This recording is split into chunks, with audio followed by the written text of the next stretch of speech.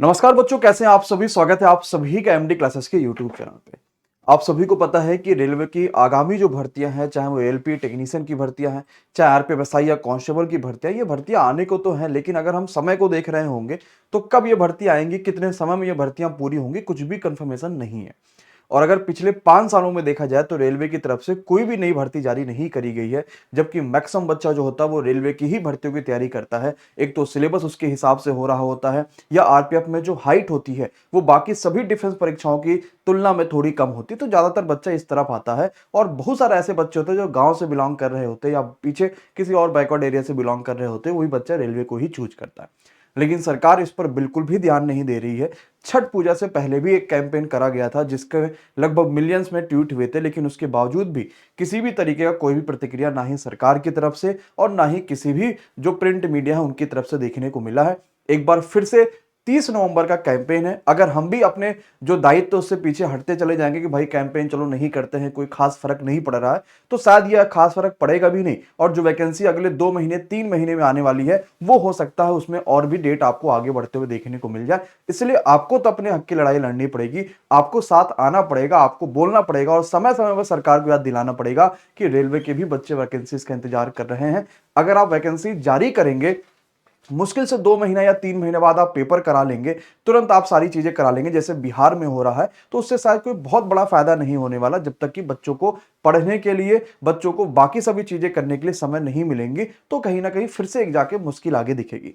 तो वैकेंसीज आना है, लेकिन हमें इसके लिए अपने आप को प्रॉपर बनाना पड़ेगा, लगाना पड़ेगा और सबको इसमें साथ आना पड़ेगा। तो एक नया इनिशिएटिव फिर से आ रहा है, जो कहा गया था कि छठ के बाद हम फिर से एक बार कैंपेन कर रहे होंगे। तो 30 नवंबर का बच्चा ये कैंपेन की तारीख को डिसाइड करा गया है और सुबह 10 बजे से कैंपेन आपका एक्टिव हो जाएगा। बहुत सारा ऐसा बच्चा होगा जो ट्विटर नहीं चलाता होगा, बहुत सारे ऐसे बच्चे होंगे जो ट्विटर चलाते तो हैं, मोबाइल के एप्लीकेशन में है, लेकिन कैसे ट्वीट करना है वो नहीं समझ पाते हैं।